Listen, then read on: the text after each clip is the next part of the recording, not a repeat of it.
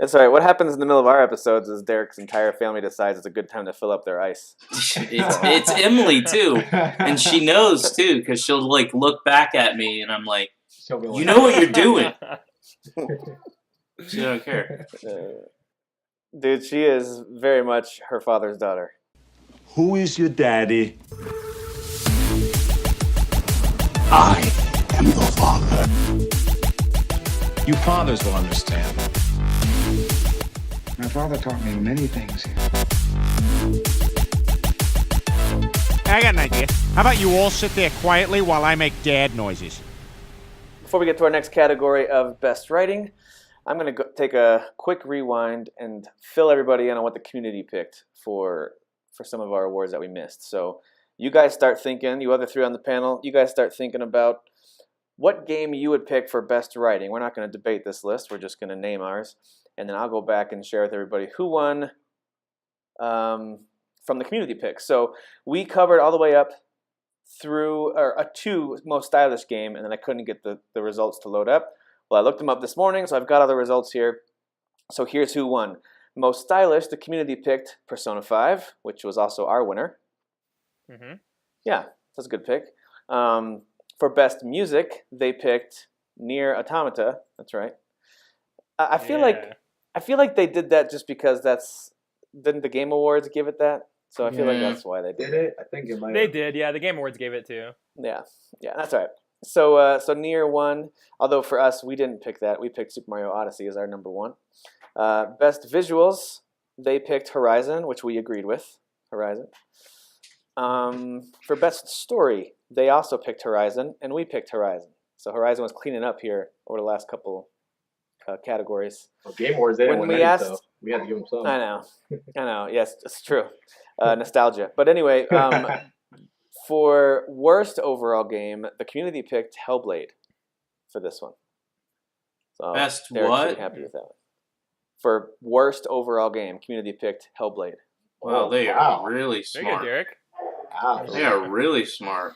Wow. I like them. It actually wasn't very close. Most of the other picks just had 1 or 2 votes, and this one had most of them. So, yeah. Wow, I thought we had a couple like outspoken voices in y'all's community, but I didn't know that most of the community hated that game. That's interesting to me. I just learned something. I was gonna say this sounds like the silent majority. Well, and the thing is, I think a lot of people who voted actually aren't even part of the Facebook group. They just listen to the show. And so I think some of them listen to Derek too much. So. Oh, okay. Well, that's true. So you're indoctrinating people, Derek, when you fix this. It's true. We also talked about, most recently we just discussed best acting and performances, and we picked Hellblade, but the community picked Uncharted Lost Legacy as their number 1. Surprised by that a little bit. I mean, it's good stuff, but... Well, coming off of the fact that they just picked Hellblade as their worst game, they're not going to award it with something after that. So. I'm a little shocked. I didn't even like Hellblade that much, but that's I think that's a little much. It's a little harsh. I'm pretty shocked too. The irony being, in that survey, if any of you took it, that was actually a fill-in box, right? There wasn't like a selection of games. So they had to go out of their way to write. Wow. Yeah. That's awesome. All right, I'll really fess up. I had a game, secret campaign. I had a secret campaign against this game. Derek's like colluding with Russia over here to get Hellblade. A whole underground army. It worked, man. Hack him. It worked. Get him Either out that of or here. Derek created dozens of Gmail accounts and then voted multiple times. Oh man, that's funny. By the way, quick shout out to whoever it was that voted. I think we had at least 2 people who did this, but definitely one person voted, and they didn't select any of the ones where you had to actually pick a radio dial, like you had to click on one. They only filled out the boxes, and then every single one they just put, every game this year stunk, this category doesn't matter, nobody cares. So that gave me a good laugh as I was looking through the results there. Yeah, so there you go. All right, so let's talk about best writing and let's just go with one. I like Derek's idea of to move this along a little bit. Let's just pick one game that stands out to you as having really great writing. So if I had to pick one, I would go with Golf Story because I'm not going to give it top picks for much else. But just reading the dialogue on that game, every little interaction you have with other characters is very clever, very witty.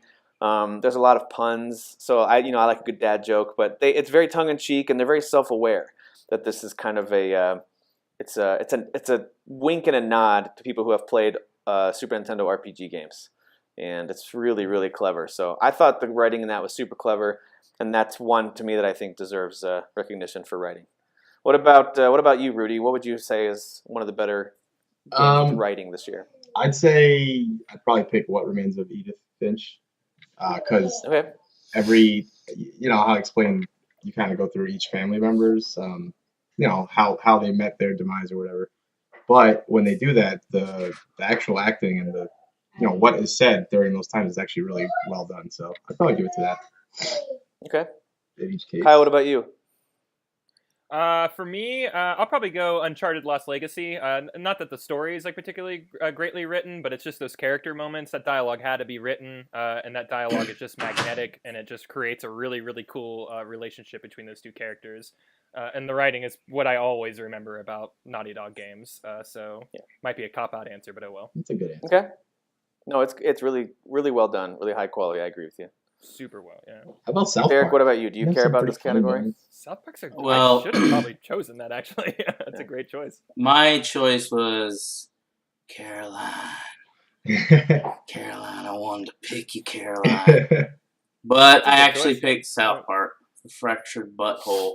The main reason is I think what Trey and Matt do with all the characters and the dialogue and the humor, it's what I like. That's probably my favorite part of the game. Sure, the game's fun, but it's just listening to them talk back and forth to each other is what's fun. Yep, I agree. Gotcha. Cool. All right. Well, let's move into our next category to debate, and that is best hero.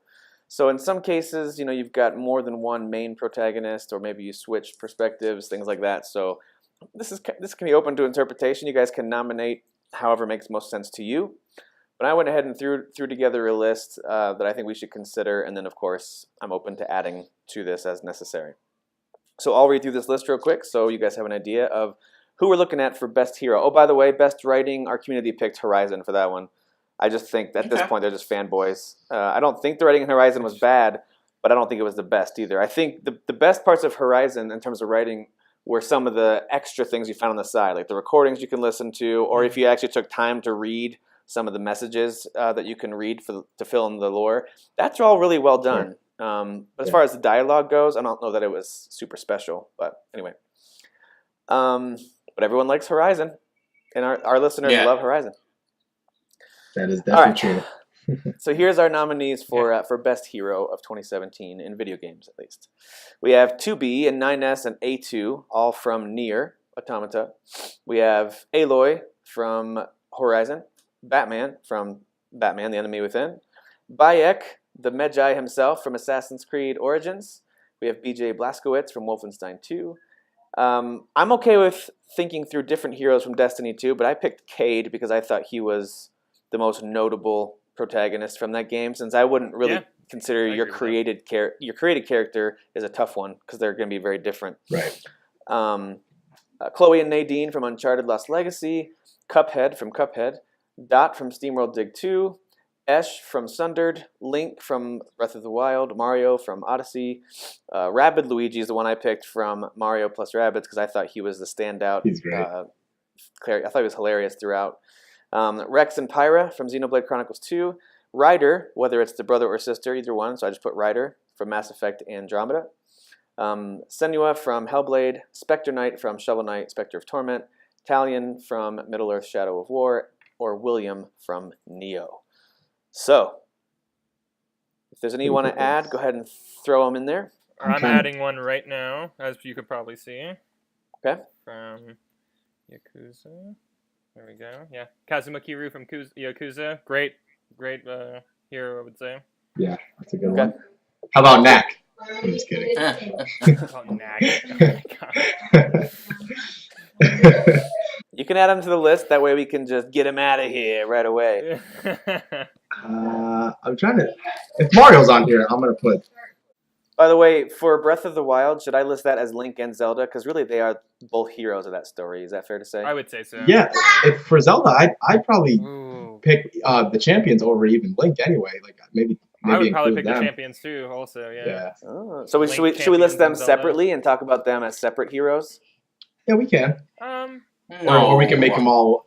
No, keep them all together. As long as they're on there. Yeah. At the end of the day, the story's still about Link becoming a hero. So I think it's still about Link. I'm thinking. Well, the DLC is not part of the main game. You're right about that. That fills in more. But you get the memories, right? What? How many memories were there? Like 8 or 9 or something. Fill in stuff like that. I don't care either way. I just wanted to mention it. Okay, fair enough.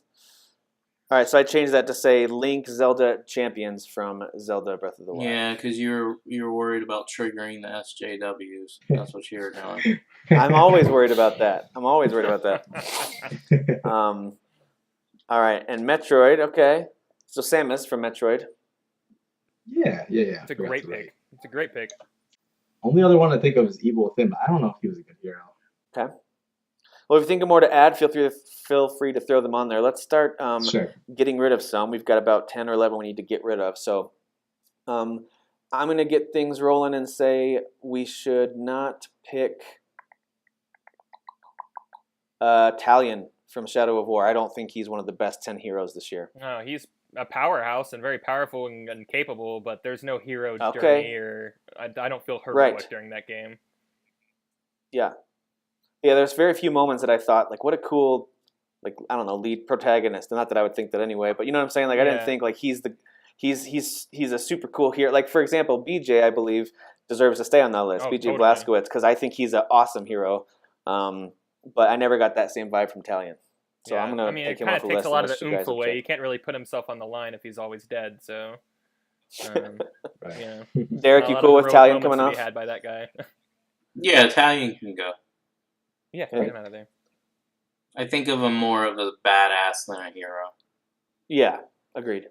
We all love Batman, right? He's one of the most beloved comic book characters. How is he in that game? Is he a great hero character in Depends on how you play him, right? This season? Yeah, I guess you can kind of pick and choose, but I think compared to these other, I would keep it on for now at least. Okay. We can when we get closer, we'll discuss it. I suggest we keep Aloy because I think she's a pretty strong and confident hero that's very easy to like root for throughout the story. I don't necessarily feel the same way about Senua because although it's a tragic and kind of mind-bending story, I'm not sure that hero is a characteristic. Heroic is something I think of. I don't think so either. I don't think that's very fitting. Yeah, I agree.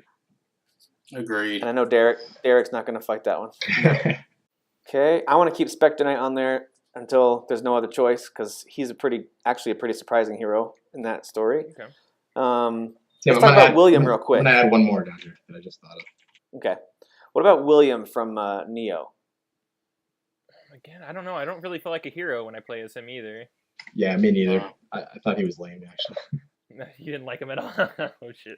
No. Only names I remember in that game is you fight Derek first, because Tim talked about it on the podcast. I thought it was so funny. First like mock boss fight is Derek the Executioner or whatever it was. Yeah, that's pretty much the only part of the game. I have a save spot right there, so I can just whenever I get mad at Derek, I can load it up. And the funny thing is Tim keeps losing to Derek. Can't get by him.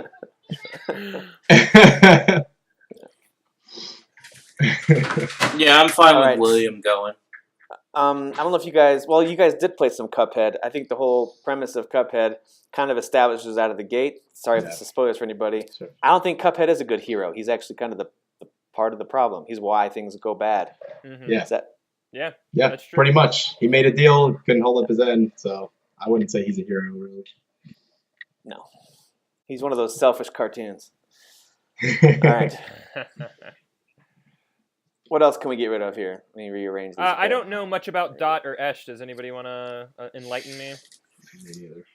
Oh, Dot is that the main character in SteamWorld? I don't remember. Yeah, Rudy, you played SteamWorld Dig 2, right? Yeah.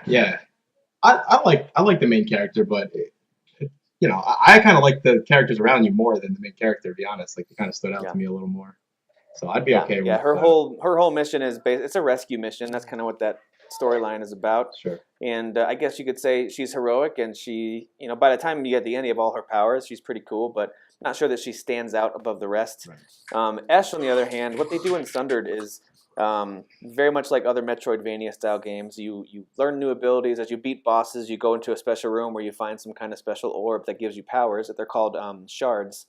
But what happens is you can either consume the shard and get powered up even more, and that special move, like a double jump or something like that, becomes an even more powerful attack and a dark move, or you give that shard back to the light power, the good power, to help defeat evil. So you can either choose to let evil become part of you or to become light. So it really depends on how you play it. The character herself isn't incredibly deep. All you know is that you're stranded out in this desert. You get pulled down into this kind of deep underground world where this light and dark are battling it out, and you're kind of the player in between. And depending on how you power up, you could be good or bad. Not necessarily super heroic, but that's one of the reasons why I had her in the badass section earlier on, Right. where you really feel like a badass when you're playing that game. Especially if I went to the total dark side because I wanted to see how powerful I could get. You feel pretty sweet when you really just embrace Cool. the evil side of those powers. But That's so anyway, if nothing else, I recommend you guys play it because it's super fun, especially if it's on sale. Nope. Go get it. Nope. But I'm gonna move Dot and Esh off of this list Okay. just based That's on fair. the competition. Can And you William, get you rid said is off of Destiny 2? It doesn't matter who you pick. The real hero in Destiny 2 is you, not really Cade or any of them. Yeah, we can get. I feel good with that. What about the Guardians? Yeah, I was gonna say if we're gonna keep one of the two Telltale ones, I think I would rather keep the Guardians than Batman. Batman's great. We all love Batman, but I think the Guardians, they're so different than one another, and they do work together, but they kind of clash a lot. Mhm. So it kind of makes for more interesting heroes. So I'd say first of all we can at least remove Batman and keep Guardians for now. Okay. Well, and one thing I want to do as we get to the need for a tiebreaker, right? As you try to figure out which one do I pick, let's think through. Were they a hero? Were they one of the best heroes in this story of this game, right? Right. So not is Batman one of the best heroes? Of course he is. He's one of the Sure. more classic heroes ever. But for this game, for the For this Enemy game. Within storyline, was he one of the best heroes? And if you're saying no, the Guardians and their story for the Telltale game, they were more heroic, that totally makes sense. I think so, yeah. Okay. I also want to say that, and granted, we haven't beat the game, so we don't fully know, but without spoiling too much, I don't think Pyra is as good of a person as we think. Meaning, I think she may have caused some of the issues that they're already dealing with. So, Okay, so should Rex I and should I just Pyra- leave Rex on there?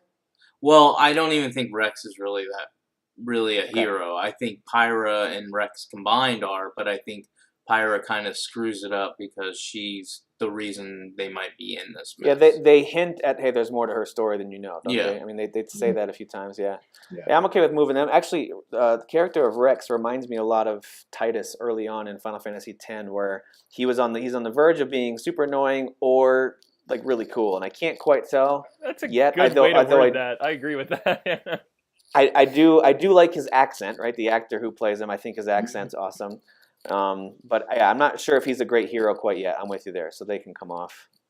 Oh, and I I always get the Final Fantasy X vibe when I play the game. Yeah. Not from a gameplay standpoint, but like whenever I'm on a bonfire with all the characters, I'm like, man, this feels like Final Fantasy X. Yeah, I agree. That's cool. I'd like to leave Ryder and Bayek both on there. I think they do enough in that to make those characters pretty I fully want heroic them. throughout. Yeah, I want them. Excuse me, I want Yeah. them two on there for sure. You know, I could probably lose like 2B, 9S, and A2 if we're looking at all these other like heroes or whatever. I don't know how heroic that they. I mean, they do heroic stuff, but again, I don't really look at them as like heroes, if you will. Just Yeah. people who are doing their I job. mean, I would argue that 9S is probably one of the most heroic characters, I would just say based so, on yeah. what he does. He's the most human.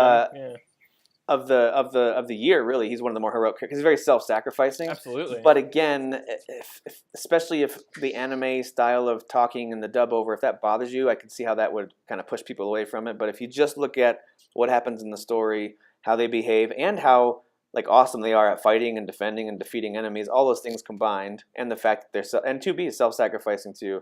I think they're pretty heroic, but I won't. I mean, Kyle, you're my only ally with Nier, so I won't fight it too much. I would say Chloe and Nadine need to go before 2B and 9S. Chloe and Nadine are not heroes. They're grave robbers. Yeah. Yeah. Wait. Actually, now that you guys bring this up, it kind of made me rethink this. Like the Guardians. The more I think about it, they're fun to play as heroes, but they're not really great heroic people either. Also, yeah. They're all like muggers and thieves, and so I don't know. Maybe we can get rid of that one too. Actually. Yeah. Well, I would get rid of those. We talked about it. I mean, I'm all about keeping Nier because it's a great game and all that, but like yeah. And you're right. 9S. I mean, he dies in like the demo. I mean, like so he. Yeah, I remember that. May not be the weapon. So so I don't know. Sure. I think there's a lot of self-sacrificing going on in that game and heroicism and stuff like that. There is, especially. There is, and I think it's a good combination of them being very strong heroes who can fight the bad guys and take them down because they're all very powerful, and they're fighting for what's good. And there is a heroic story with 2B also because like at the very beginning she's very like by the book and I'm an android and screw all this other stuff. But by the end of it, she's definitely seeing a more humanity and the more humane side of like the world and everything. Interacting differently with it. Hey guys, is Aloy really a hero, or is she kind of just going along with trying to discover what the hell? She is actually the apocalypse. Okay. Yeah, that's true. But I guess when I think of hero, I'm thinking she set out to do this, and hers it was more she kind of stumbled into this and kind of went along. Most heroes' journeys start I'm just that throwing way, it out Luke there. Skywalker, for example, That is true. Hey, someone moving these things around. I wasn't ready to get rid of Link yet. Who did that? I didn't get rid of Link. I didn't do it. Okay. All right. So we're down to 11. We've got the heroes from Nier. We've got Aloy, Bayek, BJ, Kazuma, who we haven't talked about yet. Let's get to him. Mario from Mario Odyssey, who I love Mario, and I think he's actually pretty awesome in Odyssey, but I'm not going to fight for him to stay. Yeah. Samus, Rabbid Luigi, Ryder, Spectre Knight, and Link. So I'd rather get rid of characters like Mario, Rabbid Luigi before I'd get rid of Link. Sure. In that crew. Yeah, I agree with that. I think Rabbid Luigi's got to go. Okay. Yeah. He's not a hero. And how do you guys feel about? I know everyone didn't play it, but Samus in this particular game, which is a remake of 2, she's literally sent on a mission to pretty much just destroy every Metroid from this planet for for good reasons. I guess it depends how you look at it. I'd say she's doing something. I think for the humanity. 10 we have are good. I think we could stick with these 10. Pitch stuff about. Now we just gotta, now we gotta organize it. We didn't talk about Spectre Knight at all. I didn't play that one yet, so I'm not really sure. We didn't. I played it, so to me, he's got classic like tragic hero. He's a villain in Shovel Knight, obviously, but then they tell his backstory, and you realize that he kind of went from being he was a thief. He had a partner, and this whole he made a mistake. He gets this curse, but then he's trying to do the right thing, and by the end, he does eventually do the right thing. So sounds good. Then. It's kind of I like a good story of redemption. Yeah, it's an interesting, again, a surprising one, given the fact that Shovel Knight, for the most part, seems to be, meant to be kind of funny and like, again, a little wink and nod to the players. But that's actually a pretty solid little story. Good. All right. So I'm going to suggest, before we talk about, I want to hear about the Yakuza guy in just a second, but I'm going to suggest we put characters like Mario and Samus towards the bottom. Just because they don't necessarily have incredible hero arcs, but they're worth putting on the list. Sure, yeah. I'm good with that. Okay. All right, so I'm going to put them at 9 and 10 for right now. Samus at 9, because I do think what she does is more heroic than what Mario does. What about Nier being 8? Yeah, I'm fine with that. Okay. Well, I know we haven't gotten to saying what we want to keep, but I'm just going to say right now, I personally think BJ is literally the definition of a hero. Probably more than in the top 2. I think if you're asking me, I'd put him number 1. I mean, he's literally fighting against the Nazi occupation. I mean, what more of a hero by himself? Yeah, and he's like a symbol too. It becomes a symbol of like hope for them and everything. Well, dude, the thing about him is did you guys play the whole game? Yeah, I'm still going through it now. Okay, all right. So I won't without giving you details. There's moments that he has to face down circumstances that are like, oh, okay, well this should be it then. This should be the end. Sure. And he faces that stuff down like an absolute boss. Like definitely. he just is one of those guys that, because even though it's first person, you can hear him talking and thinking a lot. Like it vocalizes his thoughts.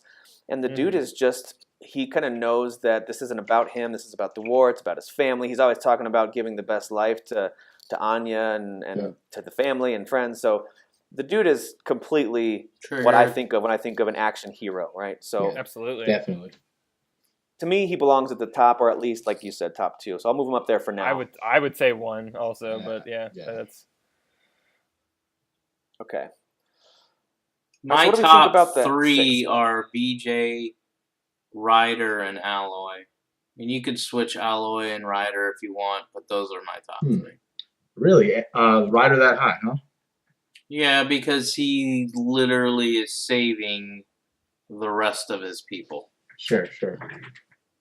Well, and he takes it on too. Like, it just kind of gets dropped in his lap, and he's just like, yeah, I mean, I'll step up to the plate. So, or she.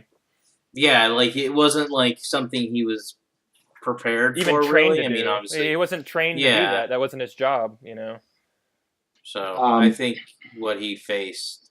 How do you guys feel? I put him at 3 though, because you don't necessarily, that character isn't necessarily imbued with heroic characteristics unless you make those choices for him. That's true. Sure. So I'd put Aloy above. A badass hero with Ryder. I'm sure you were, but how do you guys feel about the Link Zelda Champions? Even though it's not told in the best way, I mean, if you think about what they're doing, it's similar to what we've been talking about. Yeah, Ganon is going to destroy literally the whole world, and they're trying to get together to do what they can to stop him. Even putting Link in sleep for 100 years, you know, like all that stuff. I totally agree, and I think of all of them, Zelda might be one of the most heroic. The fact that she's facing him down for that whole time, right? She's the one who's so true. I think she wasn't prepared either. The powers, right? Oh, I guess we can't get into spoilers or whatever, but you know, she wasn't really prepared to fight either. But did it anyways. You know, brought it upon herself. True. All right, so let's. I read a feminist review that said she was just trapped in the castle waiting for Link to save her. So I disagree with all your arguments about Zelda being a hero. She did nothing. Kyle, talk a little bit about the lead character of Yakuza, and does he belong so I put both here? Lead characters actually, because they're both very heroic. And Goro Majima, you were just talking about Spectre Knight, how he's kind of like the bad guy. Well, Majima's not really the bad guy, but he's Kiru's like rival, you know.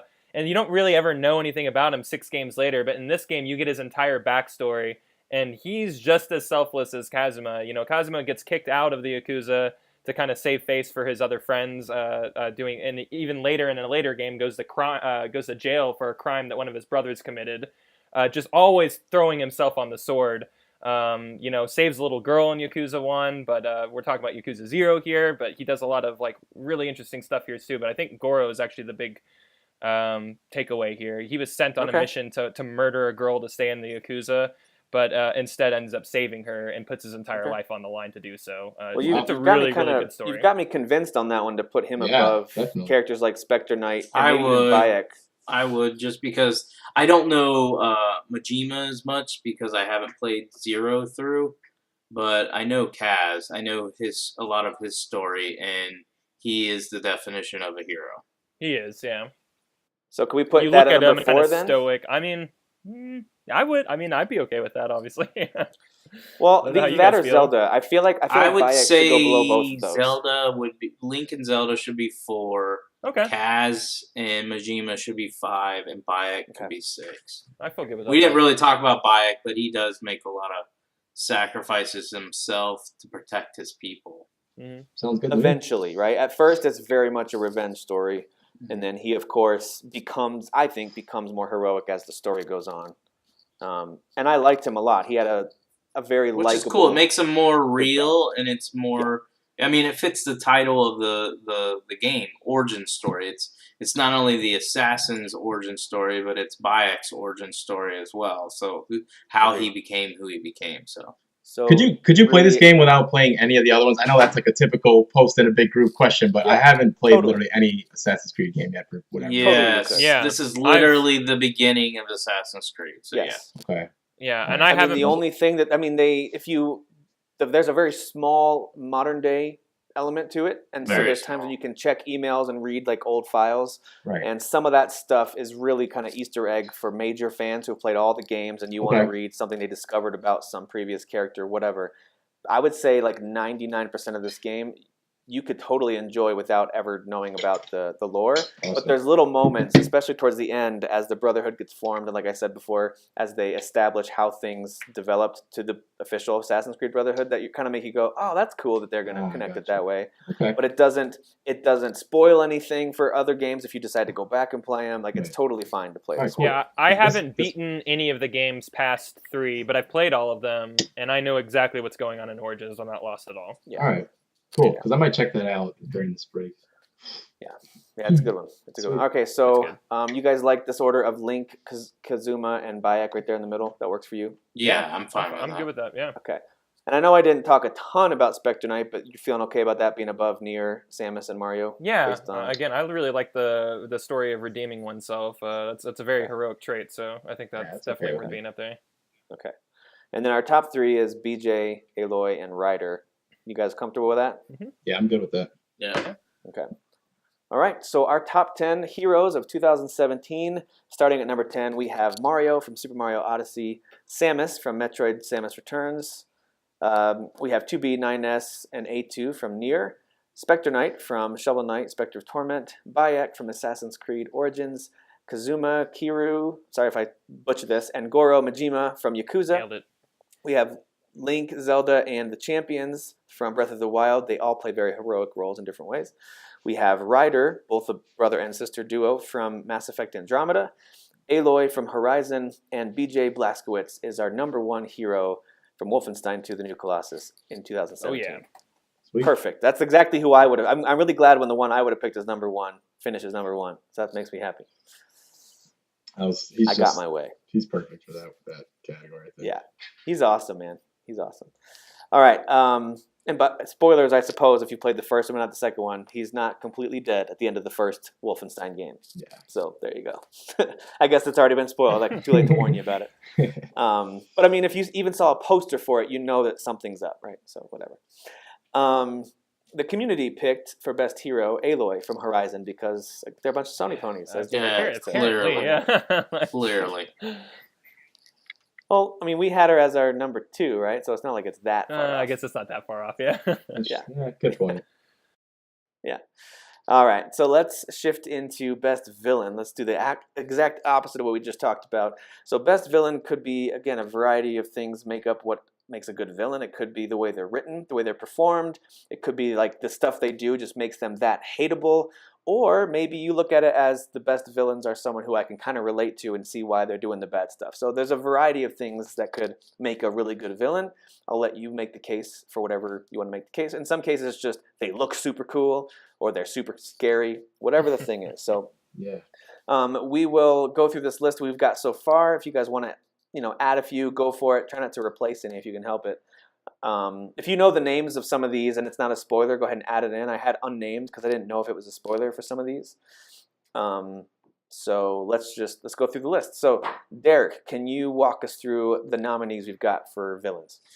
Okay, so we have Adam and Eve from Nier Automata, Asav from Uncharted: The Lost Legacy, Bowser from Super Mario Odyssey, Edward from Neo, Asuino from Ghost Recon Wildlands, Engel from Wolfenstein 2, Ganon from Zelda, Gaul from Destiny 2, Helis and Hades from Horizon Zero Dawn, the Lion, Assassin's Creed Origins. I'm going to put the name for Dishonored in soon, and Halo Wars 2.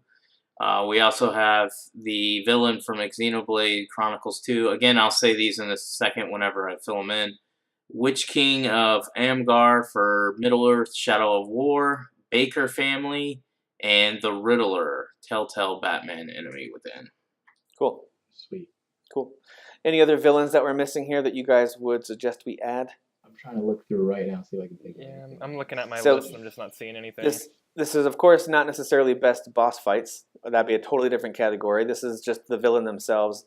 So if it were boss fights, I'd add back in games that I've talked about before, of course. Things like Sundered has some amazing boss fights and they're super epic. But the villain is pretty much just this dark voice that calls to you every once in a while. It's not really a solid villain. So so that's why I'm not going to list games like that. For Xenoblade Chronicles 2, I'm pretty sure the villain isn't really known right out of the gate. So maybe we don't name the villain for Xenoblade 2. But depending on what you know about it so far, I have someone in mind for that one. I'm just not sure if they're the final villain or not. Any good villains in Mass Effect? I didn't get far enough to. Archon. I meant to put Archon on here. Yeah, I guess we could put him on there. Okay. I think he definitely. I still like gotta him a lot. finish that. I forgot to I put still him on gotta there. finish that game, man. So I'm just gonna put for Dishonored: Death of the Outsider. The Outsider is the villain, and then for Halo Wars 2, it's Atriox. Which that's not really a spoiler. You find out his name like in the first 5 minutes of the game. How about Persona? Is there any? I'm just trying to name some games I haven't played. Is there any? There's not like, and I'm sure some like evil entity exposes itself in the last 300 hours of that game that I haven't reached yet. But I'm only in the first 100 hours of that game, so Gotcha. I haven't reached it yet. That's so crazy, man. That there makes are me some not really wanna play that at all. cool like bad guys, I would say, but none that I want to put on the list. None that would like. I thought the first guy was the first teacher is who I'd put on here. Yes, I think he's actually quite good. Yeah, what's his name? Let's put him on here. I'm okay with that. Let me find it So real quick. what's his name? It's the first don't teacher know. on Persona 5. I forget his name. But he's like call a him real the first creeper. And He's a real jerk, creeper, and he's yeah. He's perfect for a villain. Okay. All right. So looking at who we've got so far, of course, Derek named them all off for us. We added a few since then.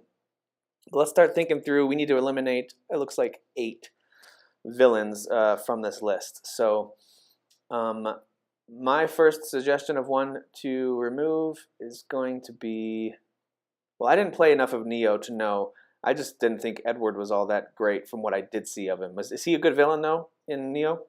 The problem is in like Rudy, I didn't care about the story, so I skipped everything. I have no idea what he even did. You stopped caring, man. The gameplay was always fun in that game for a while, but man, the story gameplay was very good. The looting was really good. The world was even pretty cool, but the villains and the characters, I didn't care about. I'm taking Edward off the list.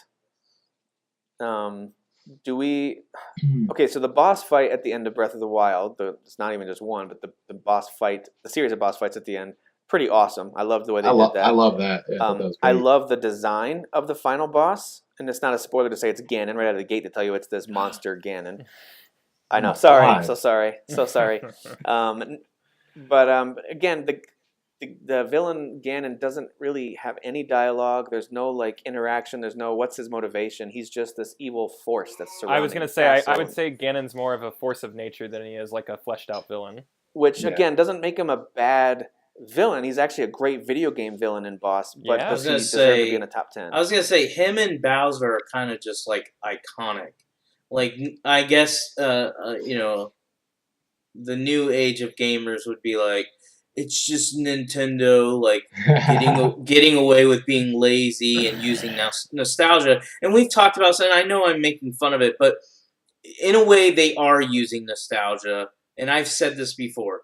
They use nostalgia smartly. They're not using it to justify bad games. Like, oh, I'm going to make a really bad game, but nostalgia will fix it. They just rely, like, on when they're going to tell a Zelda story, they're going to tell you the same type of story, not the same exact story, over and over. So they use the same villain because guess what? He's kind of a staple. Like, that's why we all reacted in a sarcastic way of like, oh, Ganon was the villain? Yeah, we expected, but if he wasn't there, I think some of us would be disappointed. So for me, no, Bowser and Ganon aren't fleshed out, but they're a staple. They're still some of the best villains, right? I'll tell you, every time that Ganon wasn't the boss of any of the Zelda games, I was always bummed out. Oh, every single time.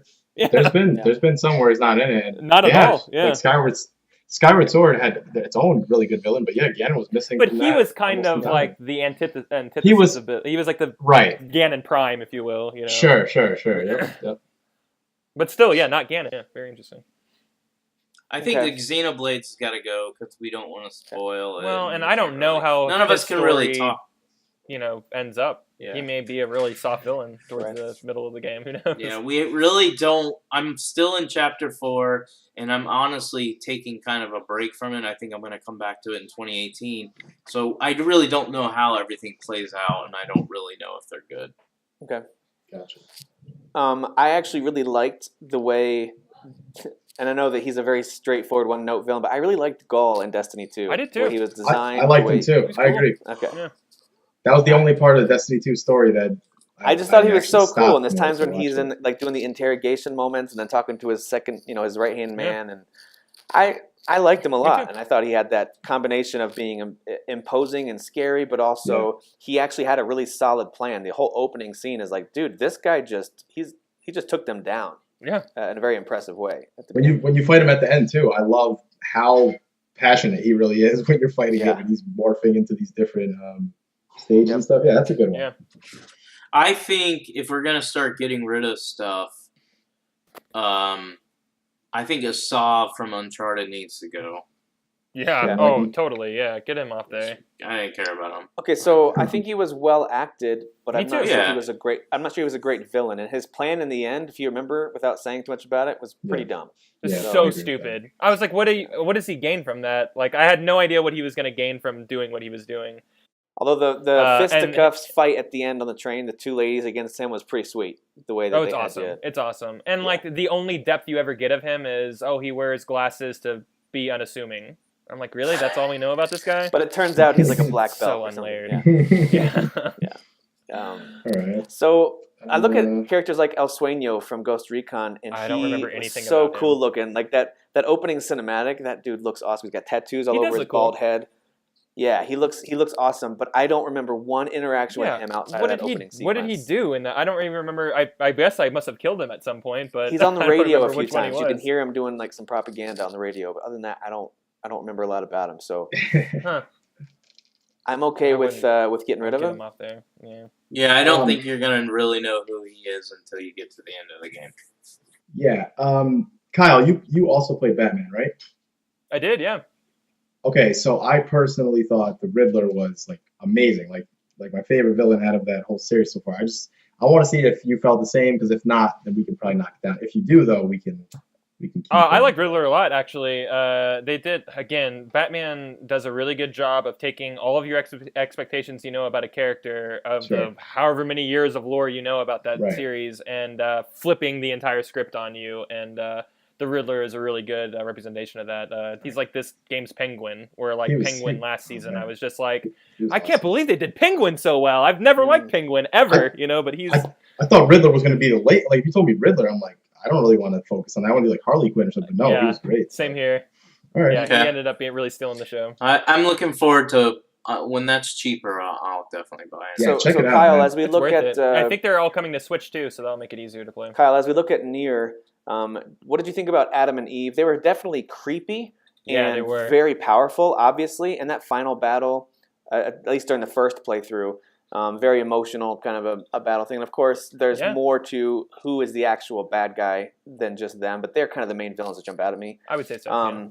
Do you think they're worth keeping on the top 10 this year, or do you think it was a little... They aren't holding up compared to the other ones? I mean, let me look at everything. So we still have Archon for Mass Effect, who I think deserves to stay on there. I think he was a great villain. I think Atriox needs to stay. I think the Baker family is amazing. Yeah, I think so too. Especially Jack I would Baker. say Adam and Eve is ripe for kicking off if we can't think of something else. Are we keeping both symbolic bad guys here, Bowser and Ganon, or should we keep just one? We don't have to, but because I think if we're keeping them Bowser's- for iconography's sake, I we think need Bowser two should come icons. off between those two, honestly. I think Ganon, we've I'm okay seen with that. different forms of him more and cooler ways. I know we've seen Bowser a little switched up, like 3D World, for example. he was a little different and stuff. But Ganon, I feel like resonates a little more. But can we, before we kick Bowser off the list, can we acknowledge that dude looks dapper in this game? Oh yeah, he looks great. He's ready so for his suave wedding. looking. Oh, There's some moments at the end of that game. They're so just laugh out loud, like smile to yourself. Great. I actually would want to get rid of Witch King from Angmar. See, I haven't beaten that before game yet, Bowser. so unless like it takes a total turn and he becomes really cool, I really don't give a crap. No, about that and character. actually, I never cared about. He's Never cared. he isn't even that significant by the very, very end of the game, but he is kind of the main villain throughout the game that you keep facing off against. Gotcha. I'm okay with getting rid of him. He just is a classic Lord of the Rings, Yeah. Creepy wraith thing. Yeah. I don't think the lion, which is by the way the final assassination thing from Assassin's Creed Origins, is worth keeping on here. But No. I don't want to say the name either because it's a little bit of a surprise. Not a nice dude. He is pretty mean, but again, he's such a minor part early in the story that I kind of forgot who he was by the time they revealed who he was. I was like, oh, okay, I see what they're doing. So Gotcha. I don't think it was that well done in that game. I would I'm okay with that. agree. But I will also say I'm not a big fan of Helis and Hades either. I didn't feel like they were good villains. Yeah, I wasn't crazy about them. I liked Helis a lot. I thought he was awesome. Hades. I like Helis as well. spoiler- Hades is just the program, Well, right? Or right. just the So like, yeah, scene? so Yeah. slight spoiler alert if you haven't played this game, but just skip ahead a couple minutes if you haven't played it yet. But Hades is essentially, if you ever watched 2001: A Space Odyssey, I forget the name of that villain. Hal? It's basically what's that? Oh, 2001 Space Odyssey. Hal 9000.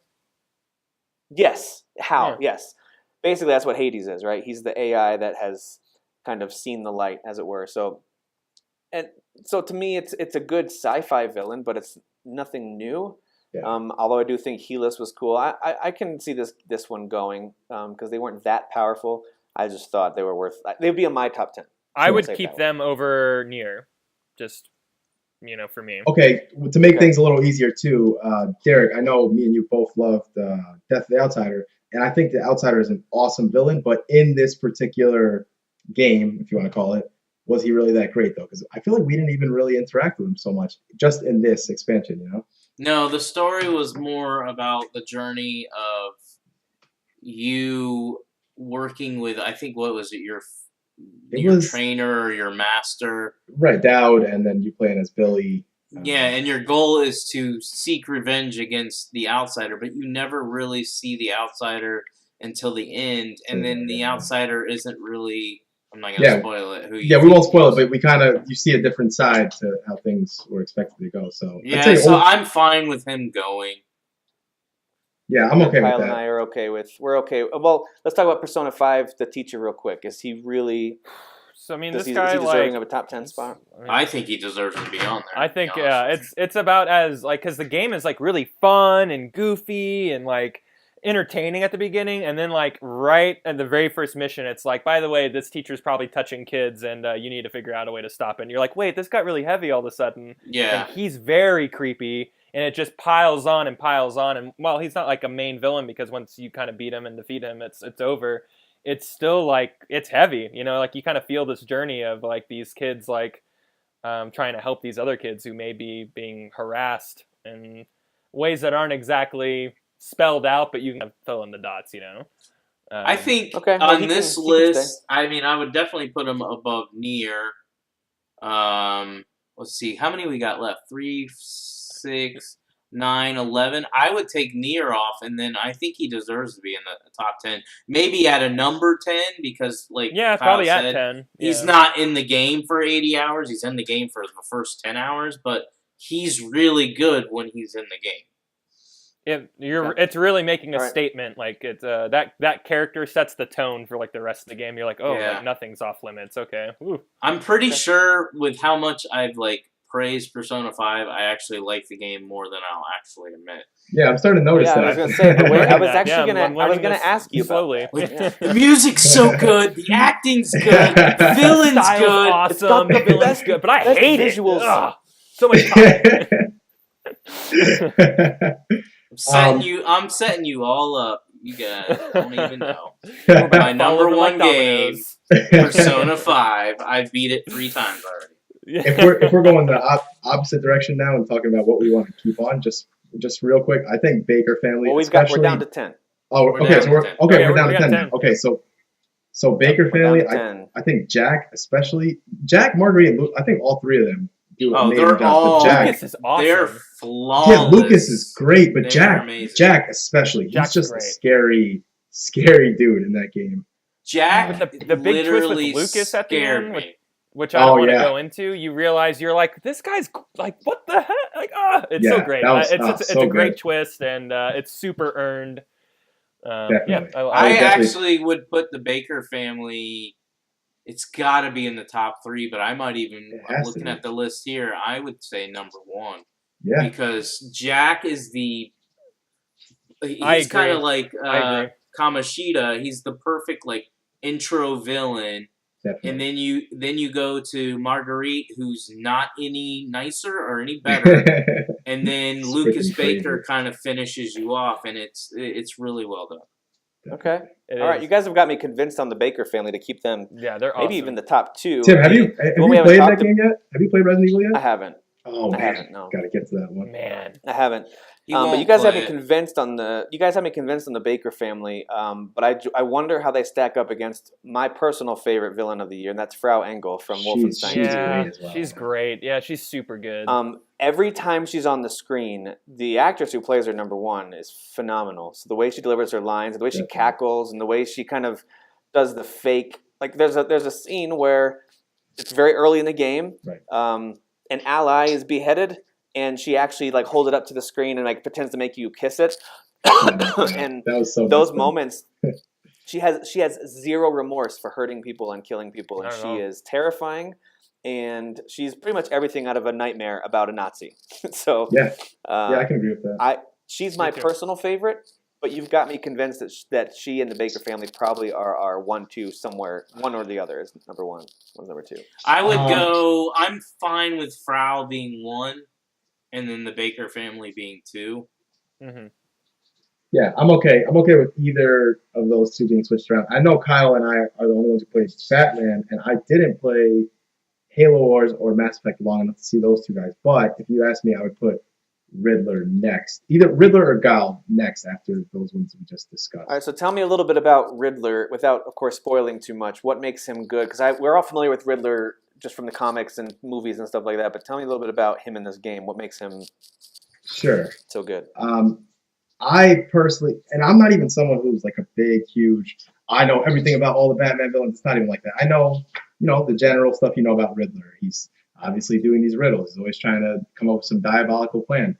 You know what it is? It's just, I don't know, man. The way the riddles he does are awesome. The way his whole plan comes to fruition is not some stupid, like, man, this villain tried this crazy plan, and of course he was going to fail. No, it was like a really well thought out, very smart plan involving a lot of moving parts, and he brought it all together. And the way it pays off, I don't want to spoil it, but it's pretty good stuff. Kyle, I don't know if you have anything else to say about it. But No, I thought it was I'm great. really just echoing everything you just said. It's just you're taking a pretty silly villain and you're giving him like the best treatment he's ever had. Like this is the coolest like version of the Riddler, who's just a classic rogues gallery character for Batman. So Well, match him up for me against Gaul from Destiny 2, because you guys have both played that and you're familiar with that villain. Gaul was really cool. Like I think Gaul has like a lot of like personality. He's not just like some evil dude. Like he feels slighted. He feels slighted that he didn't get this power, and he's gonna get it by any means necessary.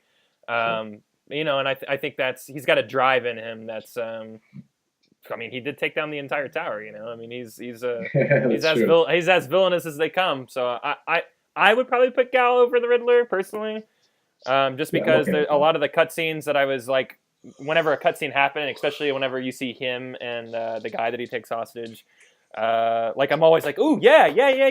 Like this is the stuff I like, So So then, Derek, I got to ask you, since you're out of all of us, I think you got farthest in Halo Wars 2 and maybe saw more with Atriox. Do you think he or Gaul deserve to be higher on this list?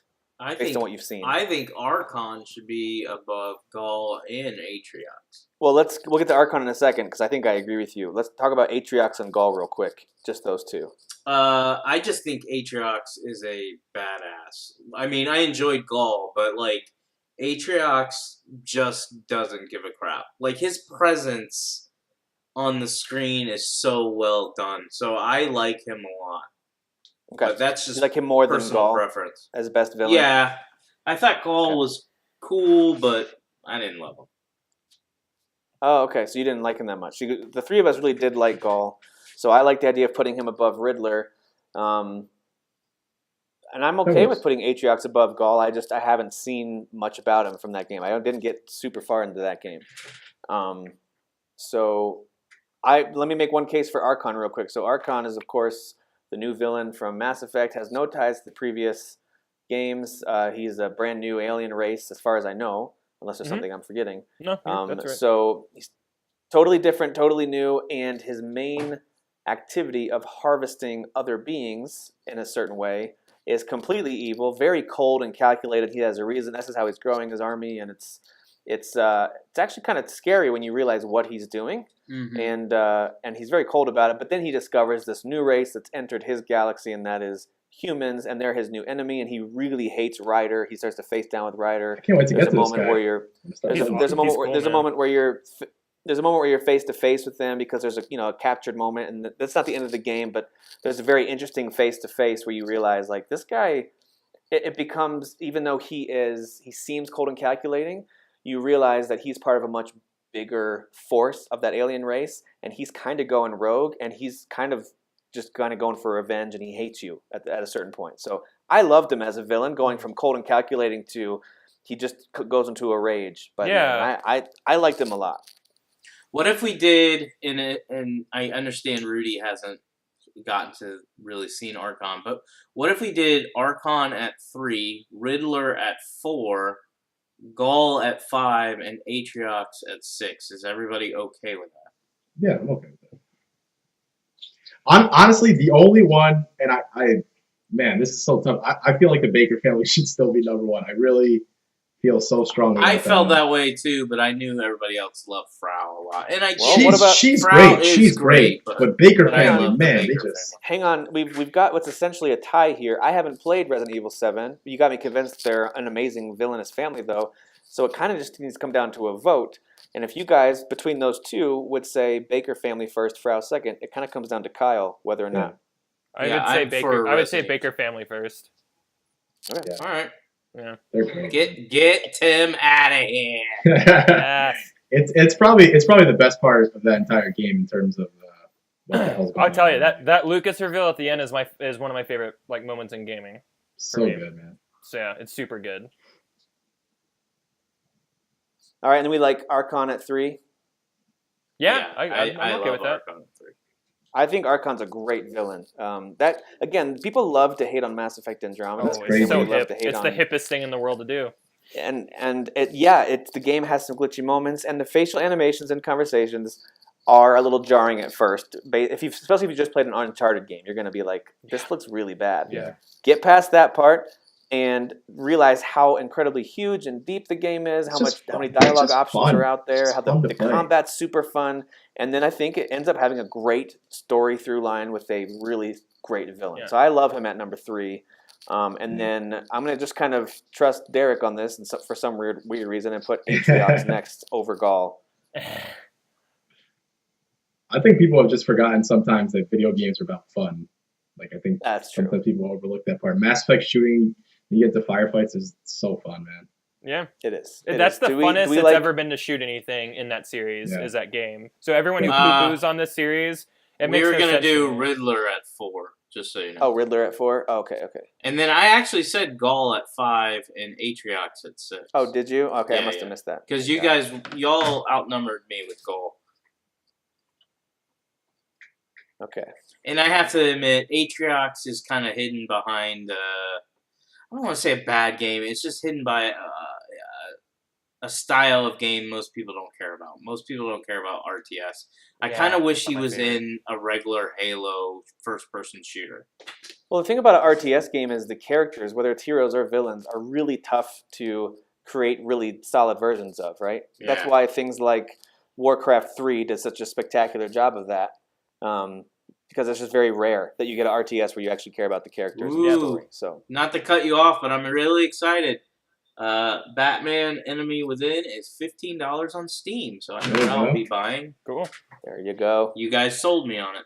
Nice. All right, so I think we've got our top 10 here. I'm going to have Derek read them off for us since he gave us the nominees earlier. Derek, what's our final top 10 villains of 2017? All right, so number 10 is Kamoshida from Persona 5. Number 9 is Helis in Hades from Horizon Zero Dawn. Number 8 is Bowser from Mario Odyssey. Number 7 is Ganon from Zelda Breath of the Wild. Number 6 is Atriox from Halo Wars 2. Number 5 is Gaul from Destiny 2. And number 4 is the Riddler from Telltale's Batman Enemy Within. 3 is Archon from Mass Effect Andromeda. 2 is Frau Engel from Wolfenstein 2, The New Colossus. And number 1, and my favorite, Baker family from Resident Evil 7. Nice. Mm-hmm. So there is your top 10 best villains of 2017, at least for video games, not for everything else, just for video games. The community voted and they selected Frau Engel from Wolfenstein 2 as their top villain. Although these votes were pretty spread out. So you had people that listed the Baker family, you had people who listed Gaul, and you had people who listed villains from games I've never heard of. So there you go. Nice. It was all over the place. But Frau Engel did get the most votes from the community. All right. We are going to shift out of debate mode for a few minutes here and just pick a couple of our own favorites so we can stop arguing for a second. Yeah, that'd be great. We're going to talk about our most pleasantly surprising game of this year. Now, this is one of those ones where it has to have come out this year. You don't have to have beat it necessarily, but you also can't go just based on secondhand knowledge. So it has to be something that you've experienced. And for you personally, was your most pleasantly surprising game. So this time, let's start with Kyle. And what comes to mind first when I say most pleasantly surprising game of the year? Kyle, what would you pick for that? I just got my tablet here that's going to help me pick that. Swing back around to me. Oh, okay, all right. Yeah, Derek, I had to get a list of games. What would you... There's actually, honestly, there's a ton of them.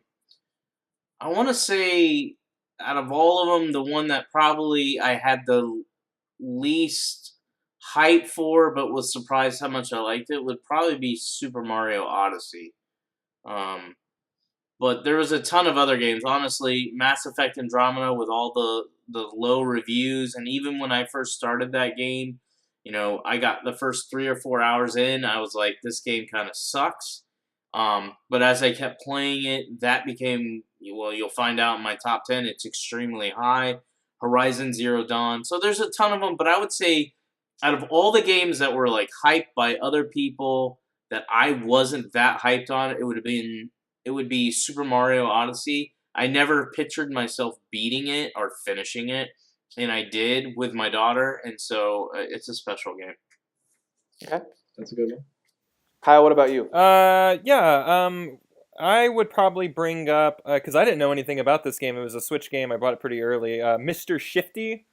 It's like a top-down. Yeah, it's really fun. It's like a top-down game. It's kind of like Hotline Miami, if you will, where you just go into a kill box and you're just trying to not get hit and kill everything in the room. But you also have Nightcrawler powers, so you can like phase through walls and phase through people and phase through bullets and stuff like that. It was just a nice surprise. I kind of bought it on a whim. I didn't read any reviews. I didn't really know anything about it. I was just in new console, buy new games mode. Yeah, it's probably the biggest little surprise of the year. I'm always hyped for everything, so like this question's really hard for me. So yeah, that's one that I had no idea about this game, and it was just a nice kind of surprise purchase. Kyle, it's the quote of these Game of the Year episodes is I'm always hyped for everything. Yeah. It's always good to have someone like Kyle on your news feed when a new game's coming out that you're excited for, because Kyle just makes you more excited for it. Yeah, I appreciate like, that. It's gonna be great. Being excited. Rudy, what was your most pleasantly surprising game experience this year? I'd say I'm gonna mention 2 if that's okay. Sure. So Mario plus Rabbids was, they had that leak come out. Everyone was trashing it. This looks stupid. I didn't go vocal about it, but I was thinking to myself, I'm like, this looks kind of dumb. I hope this isn't like one of their big games. And yeah, I was very shocked at how much fun I actually had with that game. And the other one that was way out of nowhere, I told you guys, I saw videos of Prey beforehand, And I was like, compared to other stuff Bethesda publishes, this doesn't look great at all. And I ended up loving that game. So I'd say those probably surprised me the most. Those two. Okay. Yeah, so I had a few different games that I would put in the pleasantly surprising category this year. Ones that aren't my top pick are things like Nier. I never would have expected to like Nier based on what I saw of it. I never played the original, but I ended up really loving it. Something like Golf Story and Sundered, two smaller indie games that make Derek roll his eyes sometimes, but really, really good games. And you've heard me talk about Sundered a lot. I highly recommend you guys go play it. It's from Thunder Lotus, the people who did the game Jotun. So very stylized and very, very, very cool game. But my number one pick is right alongside with Rudy. Mario plus Rabbids is by far my most pleasantly surprising game of the year. I got totally hooked on it.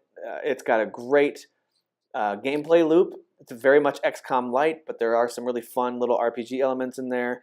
And it really gets challenging, especially if you go back and do the challenge maps. But then towards the end of the game, just standard version, there was a couple battles I had to do easy mode on the first time through, and I had to come back and try to beat him without easy mode because it gets really, really tough. So great game, good challenge, a lot of fun, tons of charm. That's my most pleasantly surprising game of the year. So the community voted on this too. They picked, it was actually a tie. Most votes went to these two games, and they ended up being tied. And that was Resident Evil 7 and Assassin's Creed Origins. Two long-time franchises that really came out swinging this year, and people loved those two entries for the most part, I think. And I think a lot of people were just pleasantly surprised that they both returned to such in such glorious fashion. After the Resident Evil series had, by most accounts, kind of been on the downswing, right? With That's Resident fair, Evil yeah. 5 and 6. I know some people loved those, but I'm just saying, in general, the vibe was this series is going nowhere. Definitely. 7 seems to have brought it back to what made it great in a lot of people's eyes. And then, of course, Assassin's Creed, they took a break, and they came back with one of the biggest and richest games that we saw all year.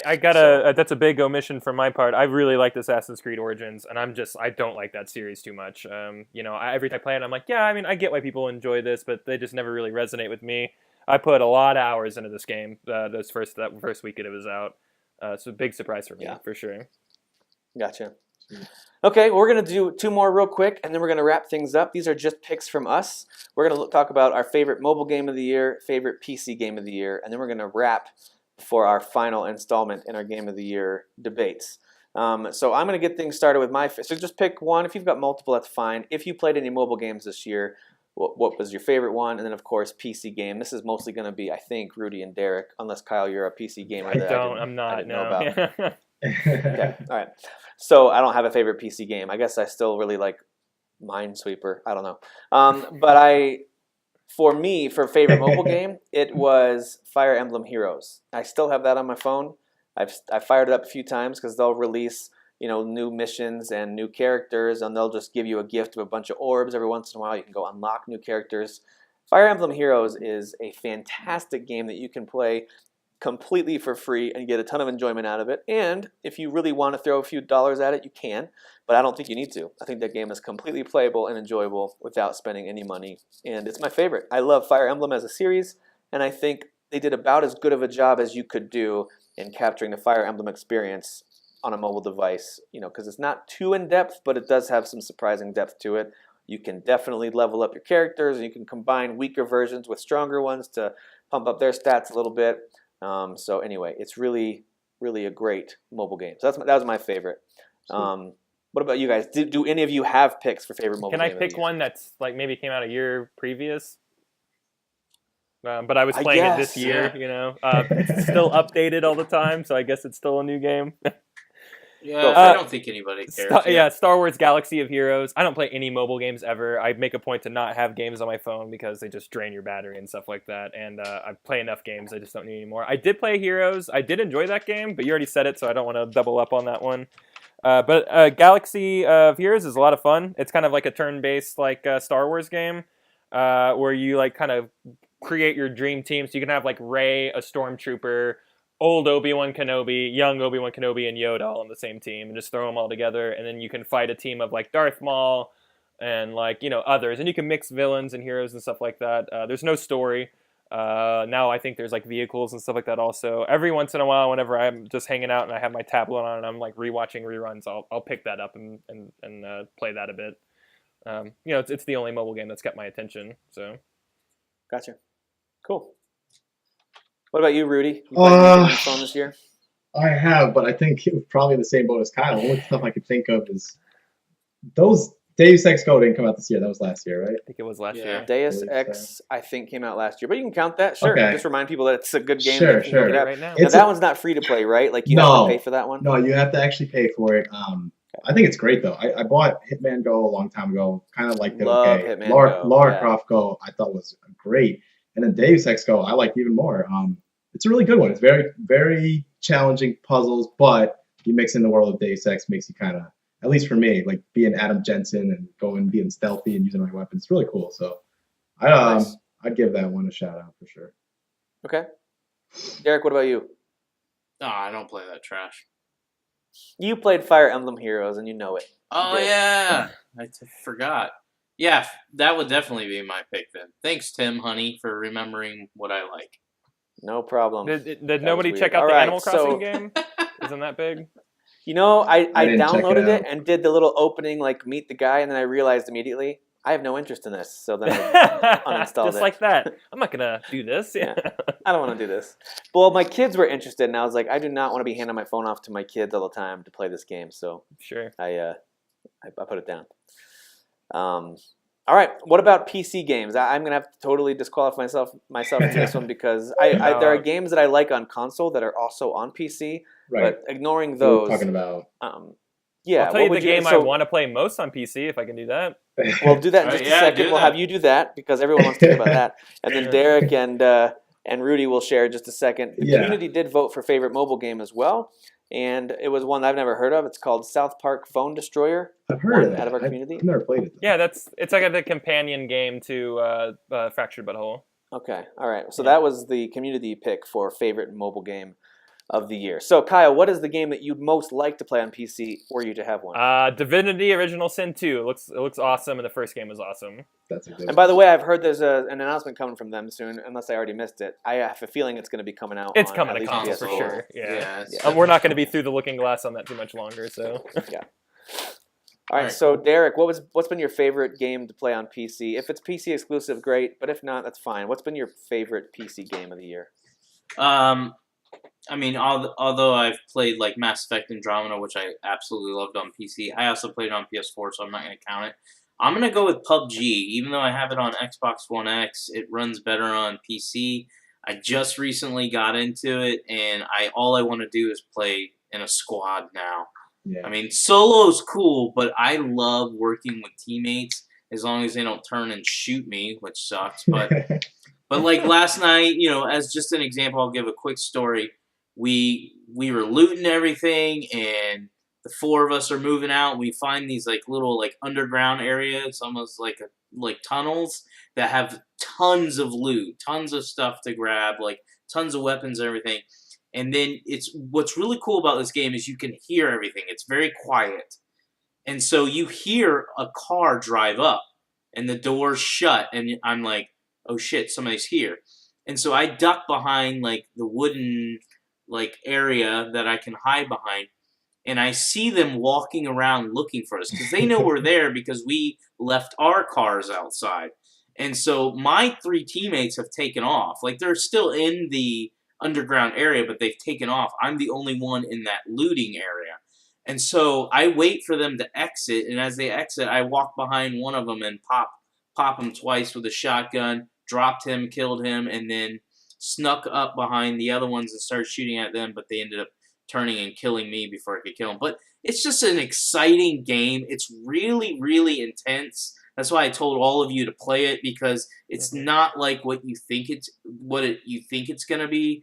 It's like it gets your heart racing because everybody has a shot. This isn't Call of Duty. There's no lock on.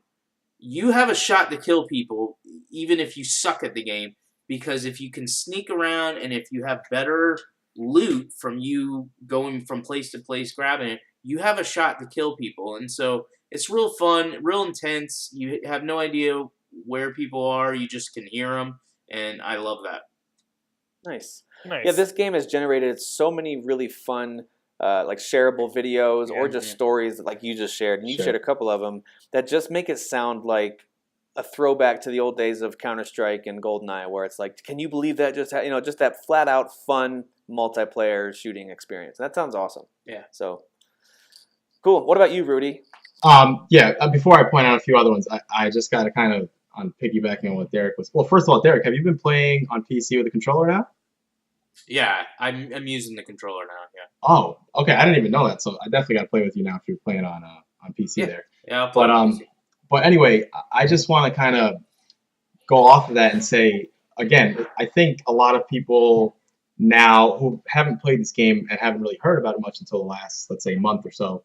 I think a lot of people think this game is just another that's like, you look at it from the outside, there's one mode, there's one huge map, can't be that fun. I think it's just popular and that's why everyone loves it. But man, this game is really something special. It's just unlike anything I've ever played.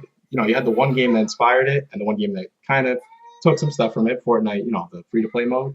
Definitely worth playing, though. I'd say 100%. At least try it out. Even if you're not really great at shooters, when you get that feeling of, like Derek was saying, you and your buddy plan it out. You guys see a town that has a car sitting outside. Okay, they must be in there. We sneak around, and you get a kill. It feels great. One kill in that game feels as good as 10 kills in Call of Duty. I'll put it that way. That's kind of what I was trying to get at.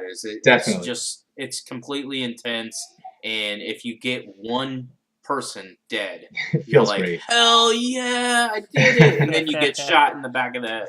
Yeah, but besides that, I wanted to go to my indie side real quick and point out that I think Tim, you said you played To the Moon before.